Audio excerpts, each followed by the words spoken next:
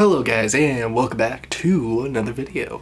Today we're going to be following up on something I started about 2 months ago. I would say that's when the video came out. It was my summer 2020 first impressions of shows that I was going to be watching during the season, and generally watched an episode or two. I waited at least for every show to get a single episode before recording the video. So I did that. I gave my first impressions on 1 or 2 episodes. Now, every one of the shows has completed, or at least the ones I kept with to the end. There is one that I dropped. We'll talk about that.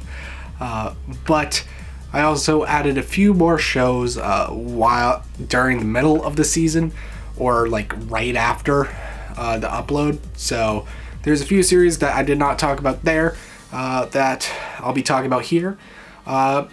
Watching the first video is not really necessary. You can kind of just get my final thoughts on all of these shows and you're fine without the first thoughts. I'll just refer to my generalized, summarized opinion of what I said in that video and kind of compare it to this video.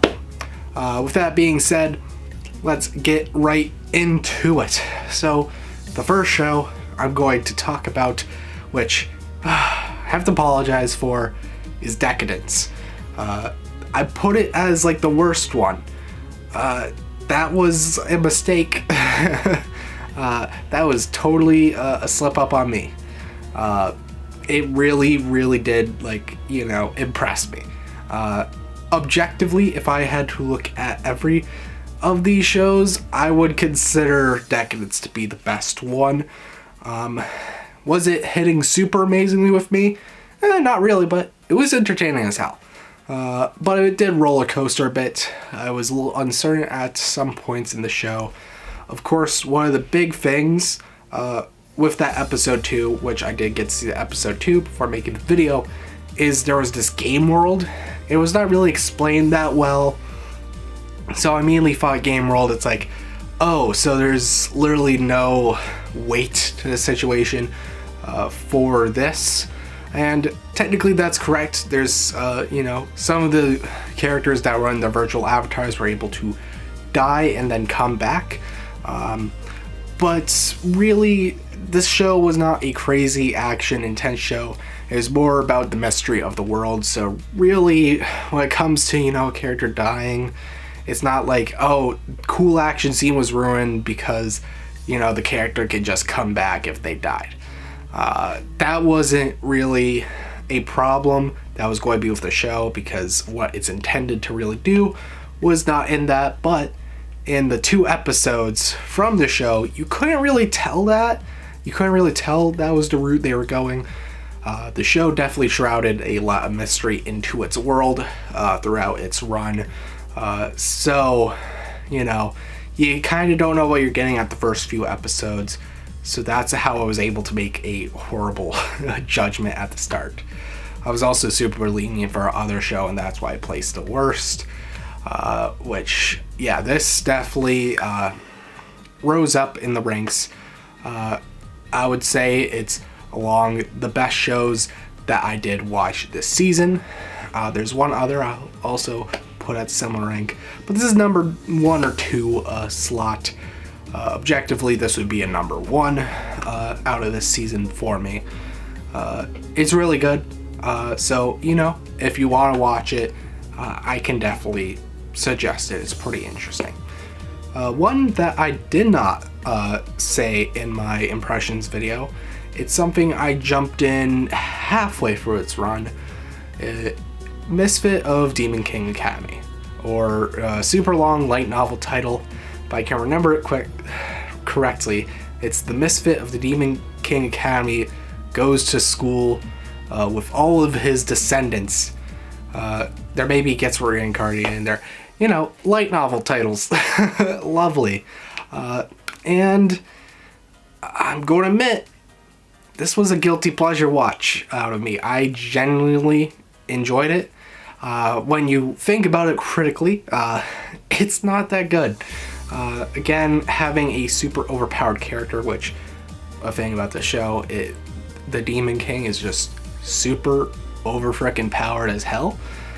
So there is just about no weight to the fights. You know exactly who's going to win. You don't have to worry about, you know, your favorite character dying as long as they're a good character. You know, I do think it does pull some surprises. The show's able to turn your brain off sometimes, and then you're like, oh my god, oh wait, never mind. Don't worry, Demon King, go resurrect her. She's fine. But I think there is some kind of good qualities to the show. Overall, action-wise, critically, it isn't that amazing. It's just overpowered to just wrecking a bunch of people. But I would have to say it's very lighthearted. It's weird for a show, you know, you're going to a demon school. You know, you think there'd be devilish acts. No, only demons are just cool as hell. You know, they're just, a lot of the characters are just really cool, really lighthearted.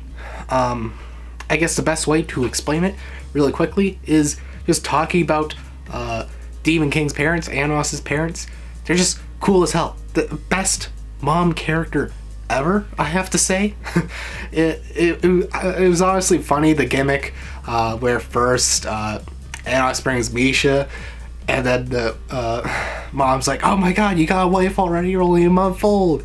And then again, he brings a second girl. It's like, 2? You absolute player. And then there's the one at the end, which that one actually had me laughing a good amount because that repetition within the joke itself.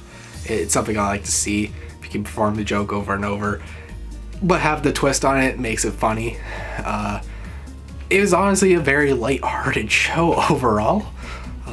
So for it not being critically a very, you know, good show, objectively I don't think it's that great, but it's a guilty pleasure watch. I would say guilty pleasure watch of the season.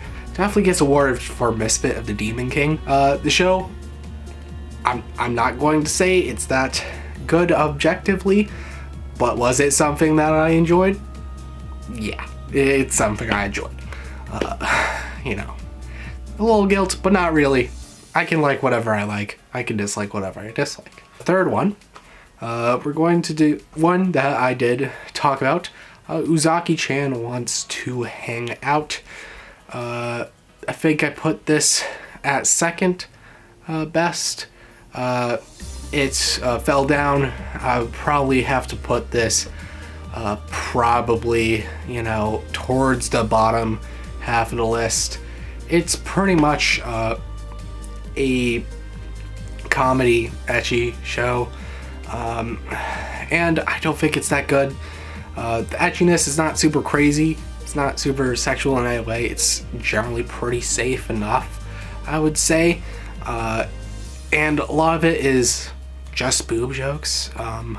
You know, it's about this character that kind of just antagonizes the main character. It's a kind of, it's not super unique of a concept, honestly. It's a concept seen done before, but the one difference is this character has huge titties. That's literally it. And does that add too much to it? No, not really. I did not laugh at the jokes that the show really had. The one thing that was actually kind of cool about the show, I like the freaking cat. I said it in the first impressions. Not the cat, you know, every time I see him just, you know, surprised as hell, love seeing that cat in the show. It's really dumb, but whatever.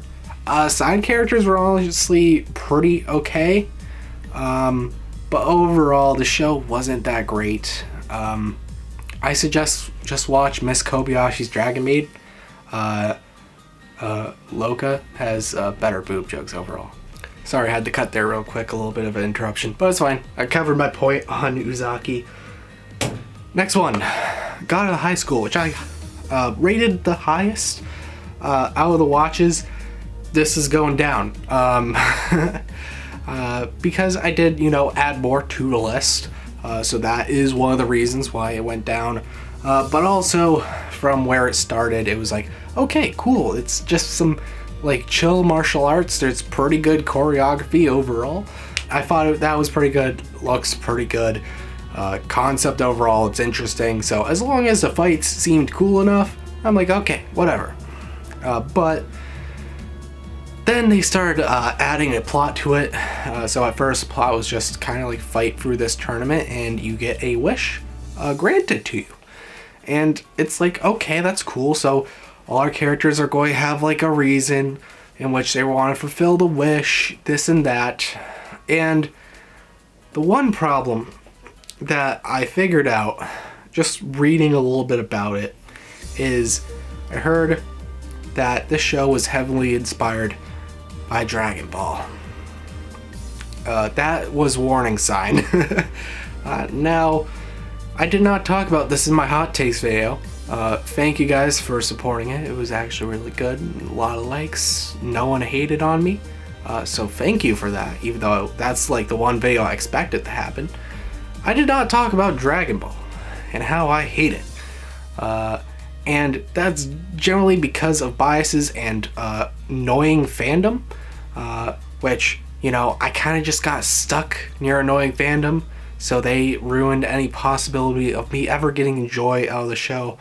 But also overall, it's really for you or it's not for you. You can honestly criticize, it's like, oh, it's just a stupid power fight where there's really no gauge into the power of characters. It's really just made up numbers of who's powerful over who within Dragon Ball.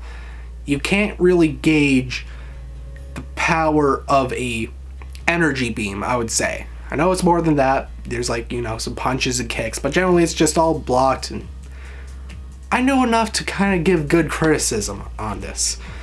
And the point I'm getting to is that's where the show got to. It added in a magic element called Cherokee or something. And, you know, it kind of was like a little bit similar to stands from JoJo, which I like that concept more. You can kind of put a gauge on power. You know how powerful changing time is and stuff. You can't really gauge the power of an energy beam, though. That's just something you can't do. Power to change time, you can put a gauge. It's fucking powerful as hell. But yeah, so it did the like god fight stuff of just superpowers. Final episode, you know, it was just characters, you know, flashing lights, hitting each other. It was not even like, you know, full punches and kicks like, you know, martial arts and stuff like you would expect from the start of the show. It became crazy powers at the end of, oh, I'm more powerful than you. No, I'm more powerful than you. It's not the thing I'm into, but I would say it's a little bit better than Dragon Ball because I think they do take interesting and nice, very fluent movements sometimes. Like they're really scoping around, going in circles with the camera perspective, even though, you know, it's not a real camera, but you get what I'm saying, anime-wise. It's moving around the characters. It looks really good, but, you know, I'd rather have that with a actual, you know, fist fight or, you know, any martial art fight. I'd rather just have something bare bones at that style compared to something where it's like, oh yes, I have this ridiculous power that cannot be gauged. So that's where the show really went, and that's just something not for me. If you're a Dragon Ball fan, I definitely suggest this show to you. But if you are not a Dragon Ball fan, stay away from this show. Even though I think it was probably better than Dragon Ball, at least for something you could easily get into 13 episodes, boom, they're done. I still think, you know, it's a Dragon Ball-like show with the crazy power type of, you know, fighting style which is shown. If that's for you, this is the show for you. That's not for me. This was not the show for me. But it only reared its ugly head towards the end of the show. I think there was otherwise cool fights because there's other characters that, you know, can summon this thing. There's this cool dude, I think it was Jay something, I don't know. And he had this like little thing with, I don't know, it was a scythe and just swinged around his huge character. That was actually pretty interesting. I actually liked that fight a lot. That's as far as I kind of want with my crazy fight scenes. It went overboard after that, and I did not like the show after it. So that's my thoughts. Let's move on. Rent a Girlfriend. Alright, so this was not one that I mentioned in the video, and it was a show I just jumped on right after because I don't know if I said this within the video itself, but I was like, I put Uzaki-chan in the thumbnail, and the reason I did that is, of course, I was going to talk about her, so it wouldn't be clickbait, but also, I just watched it because I'm like, yeah, I can put it in the thumbnail. You know, weird reason to, you know, spend 20 minutes every week for 12 weeks watching a show like that, but, you know, I do what I do, and Rent a Girlfriend, I was like, why not? I'm watching Uzaki-chan anyways. Another kind of degenerate taste, the trash taste show. It's not going to hurt, alright? But Rent a Girlfriend is actually pretty good. I put it along with Deca-Dence. Why is that? Honestly, it can, for what it is, it sets up pretty good conflict. It sets up tense situations, tense kind of like the rom-com situations. The show isn't that hilarious, but it does, it knows how to set up tense situations. It knows how to set up these pretty good characters. I personally was not a fan of the main character myself. I know a lot of people were though, so they're like, called him the relatable simp. Please don't relate with a simp. Hopefully you guys are not simps out there. So hopefully you're not relating with one. So I sure didn't, because I'm not a simp, guys. I accept the loner life. You know, I should probably become a simp. Whatever. You know, that show, I didn't like the main character, but every other character, I think they were in well as hell. And not even saying the character that I didn't like was not written well, because they may just not want you to like him. I don't know if that was superintended by the creator, but I think the show is still enjoyable, even if you do not like the main character, which, you know, sometimes you can have a character you root against, and if that's the goal of it, good job. You wrote a good character, even if it's a hated character. Of course, the easiest example to bring up is Malty from Rise of the Shield Hero. Everyone hates her, and that was the intent of it. So, you know, done super well, I would say. And, you know, I don't know if it's intended or not, but I think either way, if you can really like the main character or really hate the main character, you can still like the show. And I think that's actually a pretty, you know, commendable aspect in writing of a story. That's just sometimes a trip up with my words, but, you know, I'm trying to get through. Rent a Girlfriend, pretty good. One more thing before I drop that. Yo, the background music be hidden different sometimes. Like, starts to get into, like, metalish rock riffs in the tent scenes. I'm like, damn, I feel like, you know, some crazy fight, you know, someone's going to pull out a hatchet or something. It's going to get crazy, you know. It's subtle enough that it actually kind of fits well, but when I did notice it, I'm like, yo, this kind of smacks, gonna be honest. I'm a bit of a metalhead in a way. I really like, you know, hard rock and stuff like that. So, you know, when I noticed that, I'm like, damn, all right, they did that. Interesting choice, but a choice I actually really liked. So yeah, I would actually suggest this if you're looking for something of the ilk of what would be kind of on a degenerate show. I would consider this. It isn't too degenerate. It kind of is, but kind of isn't. It really isn't that bad, and it actually has some good story to it overall. I can suggest it. It was good. I place it with Deca-Dence as one of the good shows of this season. And alright, the last thing. I mentioned this in the first thing. I gave it a lot of leniency. I'm like, alright, the animation's bad, but they could do well with the story, maybe. I did say it was kind of plainish, but whew, just got worse. So this show I did not finish. I made it halfway through, which honestly deserves a medal. And the one thing I had to say when reviewing this show, I didn't even say his name. It's Gigabyte, I don't know. It's so bad. I literally said when I was talking about it, I would honestly have more fun and entertainment and enjoyment out of swallowing razor blades. Yeah, this is one of those really bad shows. It's not even like hilariously bad of like, oh my god, this is just horrible directing, as you know, some people would say The Room is, with, if we're talking about like American movie TV stuff. You know, a lot of people joke on The Room for its horrible like directing and acting. I also clown on Summer School. I suggest that for you, a good bad movie. This is just bad. It's horribly produced. The animation is god frickin' awful. And you know, sometimes they don't even do lazy frames. It's like, if they were trying to be smart with like a horrible budget, I would give a lot more like leniency. It's like, alright, they just don't got frickin' money to pay these people to animate good shit. Alright, fine, whatever. But the story is boring as hell. It was such a drag. I'm like, I don't frickin' care. Skip. It was so bad. I hated it. Every second I had to click on an episode. I did not enjoy it. I couldn't make it. I got through that 6th episode. I'm like, when it came back to the episode 7 the next week, I was like, no, I can't do it. I can't hurt myself in this way.